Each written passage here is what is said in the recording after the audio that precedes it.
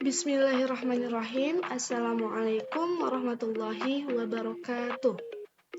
Shalom, Om Swastiastu, Namo Buddhaya, salam kebajikan dan salam sejahtera untuk kita semua. Sebelumnya perkenalkan, nama saya Andi Naila Rizkia dengan NIM 230404501 dari kelas B, Program Studi Bimbingan dan Konseling, Fakultas Ilmu Pendidikan, Universitas Negeri Makassar. Pada kesempatan kali ini, tujuan saya membuat video yaitu dalam rangka untuk memenuhi tugas ujian tengah semester dari mata kuliah Perkembangan Peserta Didik yang diampuh oleh Ibu Nurfadilah Umar SPD MPD dan Bapak Zulfikri SPD MPD.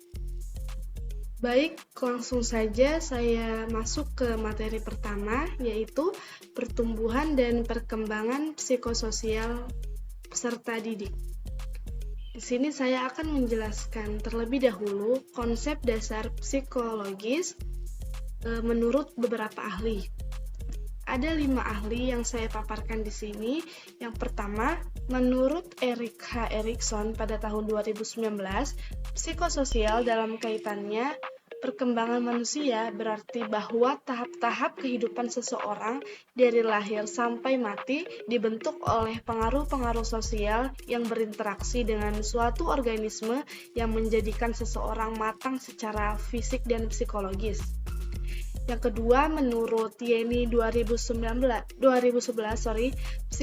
psikososial adalah suatu kemampuan tiap diri individu untuk berinteraksi dengan orang yang ada di sekitarnya.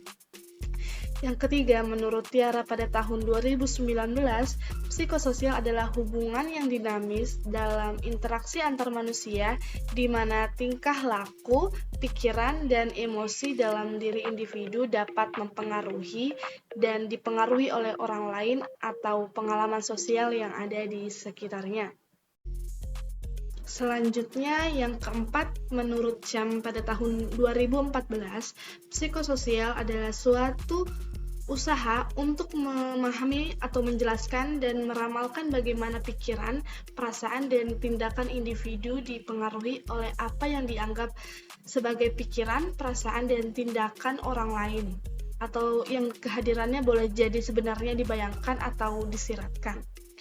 Yang kelima, menurut Gerungan pada tahun 2010, psikososial adalah pengalaman dan tingkah laku individu manusia seperti yang dipengaruhi atau ditimbulkan oleh situasi-situasi sosial yang terjadi karena adanya interaksi antara individu dengan individu lainnya. Selanjutnya, saya akan membahas 8 tahapan perkembangan psikososial.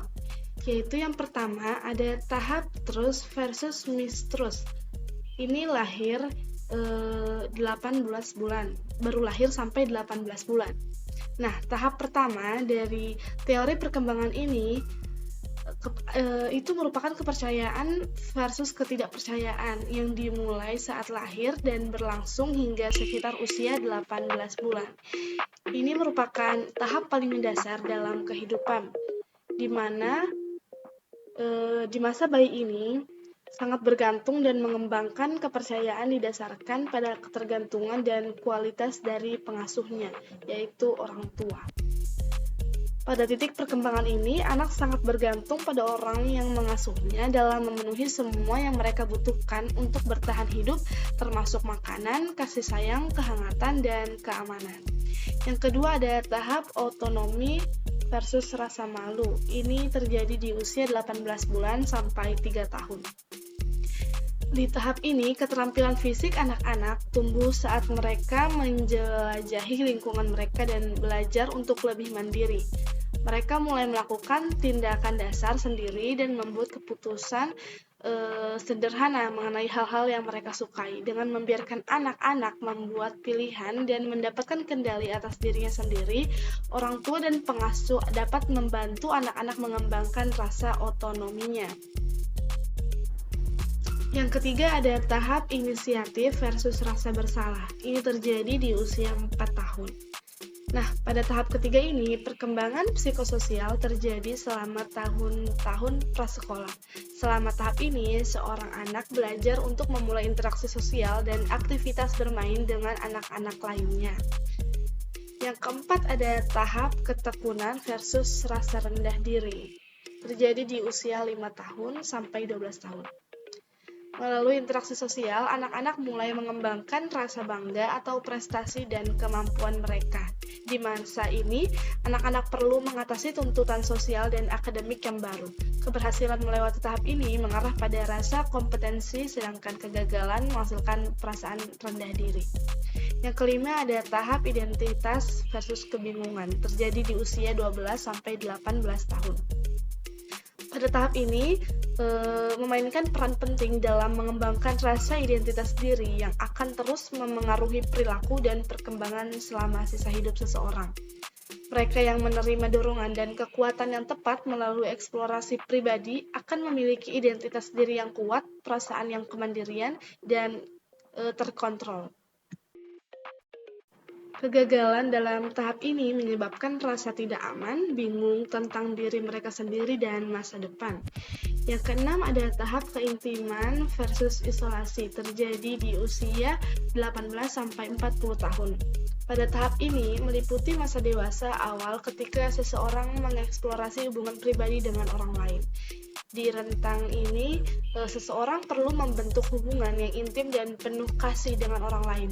Sukses melewatinya akan mengarah pada hubungan yang kuat, sementara kegagalan akan menghasilkan rasa kesepian dan isolasi. Yang ketujuh ada tahap generativitas versus stagnasi. Ini terjadi di usia 40 hingga 65 tahun. Di masa ini, seseorang menentukan kembali prioritas dalam hidupnya. Hal tersebut dapat dilakukan dengan membesarkan anak-anak, produktif di tempat kerja, dan terlibat dalam kegiatan dan organisasi masyarakat. Kesuksesan pada tahap ini akan mengarah pada perasaan berguna dan memiliki rasa pencapaian, sedangkan kegagalannya akan membuat seseorang merasa tidak produktif dan tidak terlibat di dunia. Yang terakhir, atau tahap ke-8 yaitu tahap integritas versus keputusasaan. Ini terjadi di usia 66 tahun ke atas. Pada tahap terakhir ini dimulai sekitar usia 66 tahun dan berlanjut selama sisa hidup seseorang. Seorang ini akan merefleksikan kehidupan dan pencapaian mereka serta menerima kenyataan bahwa kematian tidak dapat dihindari. Baik, selanjutnya masuk ke faktor pendukung pertumbuhan dan perkembangan psikososial. Di sini ada beberapa faktor pendukungnya, yaitu yang pertama, lingkungan keluarga yang stabil. Maksudnya, anak-anak membutuhkan lingkungan keluarga yang aman dan stabil, serta penuh kasih sayang. Dukungan emosional dari orang tua dan anggota keluarga lainnya sangat penting bagi anak-anak. Yang kedua ada pendidikan dan stimulasi. Maksudnya, anak-anak ini memerlukan akses terhadap pendidikan yang baik dan stimulasi intelektual. Yang ketiga, interaksi sosial yang positif. Maksudnya, interaksi dengan teman seumur, anggota keluarga, dan orang dewasa dapat membantu anak-anak belajar keterampilan sosial, empati, dan toleransi. Yang keempat, ada kesehatan fisik dan gizi. Maksudnya, gizi yang baik dan akses ke perawatan kesehatan yang memadai sangat penting untuk pertumbuhan dan perkembangan yang optimal. Yang kelima, model perilaku positif. Anak-anak memerlukan model perilaku positif dari orang dewasa di sekitar mereka dan agar dapat membantu mereka belajar etika, moralitas, dan nilai-nilai positif. Yang keenam, ada dukungan pendidikan, seperti dukungan dari guru dan sekolah dalam bentuk bimbingan akademik dan sosial sangat penting bagi anak-anak, karena dengan mereka didukung, anak-anak yang merasa didukung di sekolah cenderung memiliki perkembangan sosial dan akademik yang lebih baik. Terakhir, yang ketujuh, penerimaan dan penghargaan. Maksudnya, anak-anak itu perlu merasa diterima dan dihargai agar rasa percaya diri yang positif dapat menguatkan perkembangan psikososial mereka. Nah, selanjutnya ada penghambat pertumbuhan dan perkembangan psikososial. Ada beberapa faktor, yaitu yang pertama, trauma dan pengalaman negatif. Maksudnya ini, pengalaman traumatis seperti kehilangan orang tua, pelecehan, atau kekerasan dapat sangat menghambat perkembangan emosional dan sosial anak-anak. Yang kedua, kurangnya dukungan emosional. Maksudnya, kurang dukungan emosional ini bisa jadi dari orang tua atau lingkungan keluarga yang tidak stabil. Dapat menghambat perkembangan anak-anak dalam hal kepercayaan diri, dan keterampilan sosial. Yang ketiga ada teori attachment yang tidak sehat. Maksudnya pola attachment yang tidak sehat dengan orang tua dan pengasuh dapat menyebabkan kesulitan dalam membentuk hubungan interpersonal yang sehat di masa dewasa. Yang keempat ada ketidakstabilan lingkungan keluarga. Konflik rumah tangga, perceraian, atau perpindahan tempat tinggal yang sering dapat menciptakan ketidakstabilan yang mengganggu pertumbuhan psikososial anak. Selanjutnya ada bullying dan pelecehan. Maksudnya ini pengalaman pelecehan verbal, fisik, atau cyberbullying di sekolah atau lingkungan sosial dapat merusak harga diri anak-anak dan menghambat perkembangan sosial mereka. Selanjutnya, tekanan akademik yang berlebihan. Maksudnya ini beban akademik yang berlebihan dan harapan yang tidak realistis dapat menyebabkan stres berlebihan, kecemasan, dan depresi pada anak-anak. Selanjutnya yang terakhir itu ada keterbatasan akses pendidikan dan sumber daya.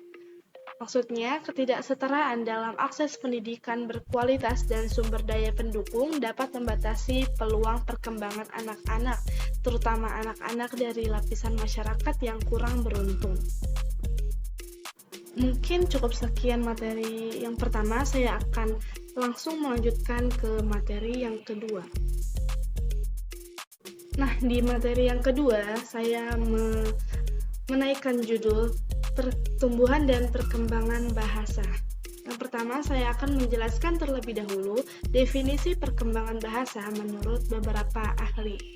Yang pertama ada menurut Noam Chomsky pada tahun 1928, ia mengembangkan teori tentang universal grammar yang menyatakan bahwa manusia memiliki naluri bawaan untuk memahami dan menggunakan bahasa. Menurutnya, struktur bahasa tertanam dalam otak manusia dan anak-anak secara alami memahami aturan gramatikal bahasa. Yang kedua ada menurut Jan Piaget pada tahun 1896 sampai 1980. Ia mengatakan bahwa seorang psikolog perkembangan yang mengemukakan bahwa perkembangan bahasa adalah bagian dari perkembangan kognitif anak. Menurutnya, anak-anak melewati tahapan-tahapan kognitif yang mencerminkan pemahaman mereka tentang bahasa. Selanjutnya, menurut Lev Vygotsky pada tahun 1896 sampai 1934, ia mengatakan bahwa menyoroti peran lingkungan sosial dalam perkembangan bahasa.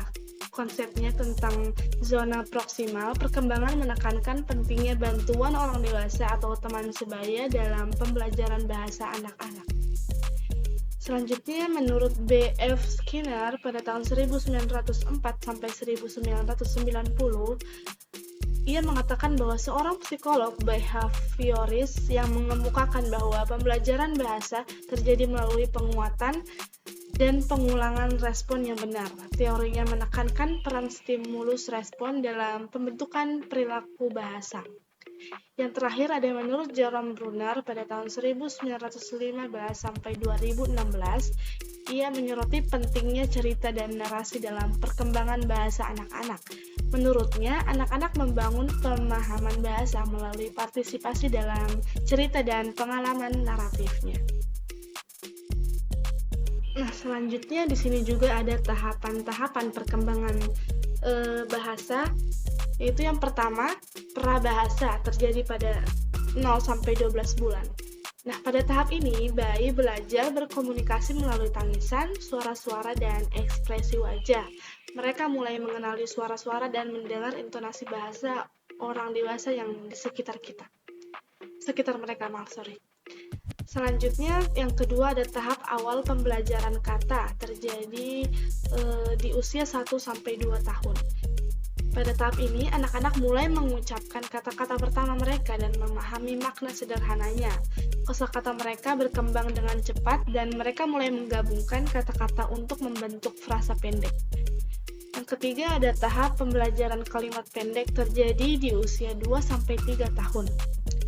Pada tahap ini, anak-anak mulai menggunakan kalimat pendek dengan 2 atau 3 kata.